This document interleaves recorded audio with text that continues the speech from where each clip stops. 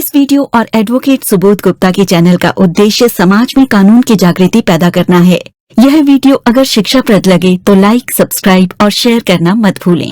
जय हिंद। दोस्तों, यदि आपके पास कोई लीगल नोटिस आया है तो सवाल ये है कि उस लीगल नोटिस का रिप्लाई किया भी जाना चाहिए या नहीं किया जाना चाहिए। रिप्लाई में क्या लिख रहे हैं तो बाद की बात है। पहला सवाल यही है कि रिप्लाई करें भी या ना करें। तो कुछ परिस्थितियां ऐसी होती हैं जिसमें कि अगर आप बुद्धिमानी से अपने वकील साहब से कंसल्ट करेंगे तो शायद रिप्लाई ना करना आपके लिए रिप्लाई करने से बेहतर हो सकता है। परंतु ये एक बहुत ही सोच समझ के लेने वाला निर्णय है, क्योंकि कई बार रिप्लाई ना करने से आपका नुकसान हो सकता है। कई बार रिप्लाई ना करने को, आपकी साइलेंस को, आपकी चुप्पी को, कि आपने रिप्लाई नहीं किया, उसको आपका एडमिशन या कन्फेशन मान लिया जाएगा कि हाँ भाई आपने इस बात का कोई विरोध नहीं किया। तो बड़े ध्यान से इस निर्णय को लेना होता है कि जो नोटिस आपके पास आया है वो किस तरह का है, उसमें क्या बातें लिखी गई है, क्या लॉ पॉइंट है, किस अथॉरिटी ने या व्यक्ति ने वो भेजा है और उसका रिप्लाई करने में फायदा है या नुकसान है।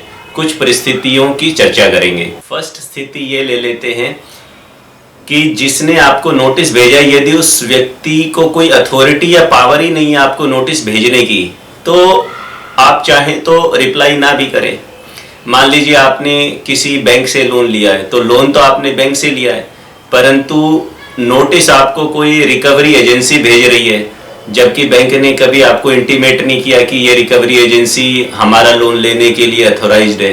तो आप उस रिकवरी एजेंसी के नोटिस का रिप्लाई ना करें तो भी कोई दिक्कत नहीं है, क्योंकि वो लीगली अथॉराइज्ड ही नहीं है, उसको ऐसी अथॉरिटी ही नहीं है कि वो आपको वो नोटिस इशू कर सके। सेकंड सिचुएशन ये हो सकती है कि जिसने आपको नोटिस भेजा है, जो नोटिस आपको मिला है, उस नोटिस के अंदर जो चीज उसने मांगी है, जो चीज उसने कही है, उस चीज का उसने कोई भी legal ground, legal basis, lawful justification नहीं दी। उसने ये नहीं कहा कि भाई मैं आपसे जो पैसे मांग रहा हूं या जो भी आपको करने के लिए कह रहा हूं तो वो इस कानून के तहत या इस लॉ के तहत आपके मुझे देने बनते हैं। कोई रेफरेंस नहीं है, कोई लीगल बेसिस नहीं है। उदाहरण के लिए मान लो आपने किसी के कोई पैसे लिए थे उधार और आपको वापस देने भी थे, परंतु लिमिटेशन एक्ट ये कहता है कि भाई वो डिमांड 3 साल के अंदर अंदर ही होनी चाहिए। 3 साल के अंदर अंदर ही वो आप पे केस कर सकता है। आपने पैसे लिए 10 साल पहले, 10 साल पहले मामला खत्म हो गया, कुछ भी हो गया, आज 10 साल बाद नोटिस आ रहा है कि भाई साहब आपने 10 साल पहले जो पैसे लिए थे वो पैसे दीजिए। तो अब ये लिमिटेशन से बाहर हो गया, क्योंकि वो तो 3 साल के अंदर अंदर ही कानूनी रूप से कोई कार्रवाई कर सकते थे। तो आप चाहें तो इस बात का हवाला दे भी सकते हैं कि ये लिमिटेशन से बाहर हो गया है और कुछ नहीं है। अदरवाइज आप चाहें तो रिप्लाई ना भी करें।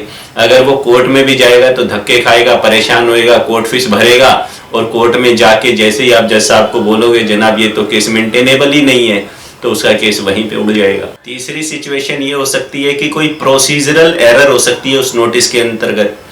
मान लीजिए आपका किसी बैंक से या किसी भी कंपनी से डिस्प्यूट हो गया और उस एग्रीमेंट के अंदर आर्बिट्रेशन क्लोज थी। अब बैंक वाले ने एक नोटिस भेज दिया कि हम फला व्यक्ति को अपना आर्बिट्रेटर अपॉइंट कर रहे हैं, जबकि कानून ये कहता है कि भाई ऐसे आर्बिट्रेटर वो अपॉइंट कर ही नहीं सकते, ये अनलॉफुल है। एक तरफा आर्बिट्रेटर अपॉइंट नहीं हो सकता दोनों पार्टियों की सहमति के बिना।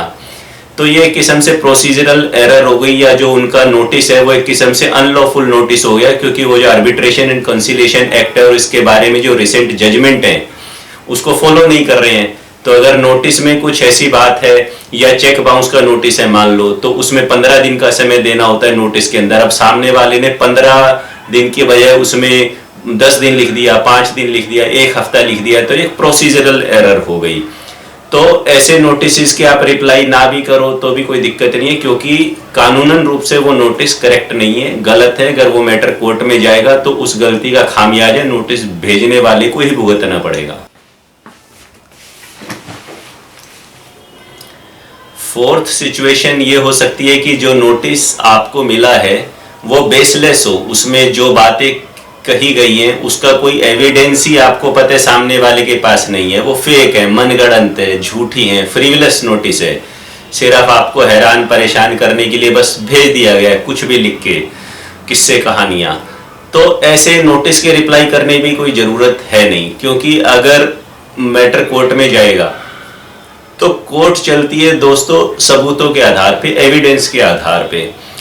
तो देखना पड़ेगा कि भारतीय साक्ष्य अधिनियम या जो पहले एविडेंस एक्ट कहते थे जिसे, उसके हिसाब से वो अपने बातें जो उसने कही हैं कि नोटिस में आपने ये गलत किया या ये पैसे आपको देने, उसका क्या प्रूफ है, या ये ट्रांजैक्शन हमारे बीच में, उसका क्या प्रूफ है, क्या विटनेस है, क्या बैंक स्टेटमेंट है, क्या रिकॉर्ड है, क्या ऑडियो रिकॉर्डिंग है, क्या वीडियो रिकॉर्डिंग है।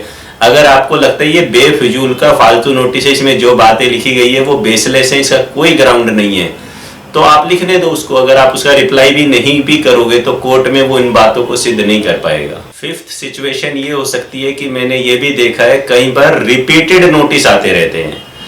मान लो किसी ने आपको कोई नोटिस भेजा, आप उस नोटिस का रिप्लाई कर चुके हो, लेकिन अब उसी नोटिस का रिपीटेड नोटिस आ गया, रिमाइंडर 1 लिख के, फिर रिमाइंडर 2 आ रहा है, जबकि आप पहले ही जवाब दे चुके हो। तो अगर आप एक बार जवाब दे चुके हो तो इस तरह के रिमाइंडर्स का जवाब देने की आपको कोई आवश्यकता नहीं है। 6 पॉइंट ये है दोस्तों कि कई बार मैंने ये भी देखा है कि फेक लीगल नोटिस आते हैं।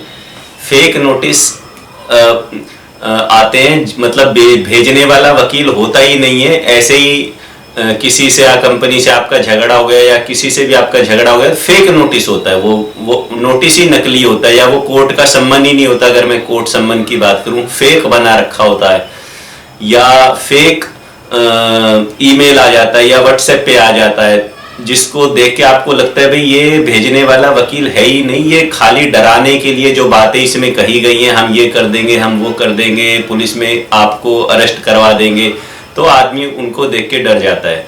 तो वो नोटिस फेक है या नहीं है, अगर आप किसी प्रोफेशनल लॉयर से संपर्क करेंगे तो वो नोटिस को आमतौर पे देख के, उनकी लैंग्वेज समझ के, पढ़ के बता सकते हैं कि ये नोटिस फेक है या नहीं है, उसमें क्या कॉन्टैक्ट नंबर दे रखा है, किस ईमेल आईडी से वो आया है, किसने भेजा है। तो इस तरह के नोटिस देने की भी ज़रूरत नहीं है अगर ऐसा दिख रहा है कि वो फेक लीगल नोटिस है।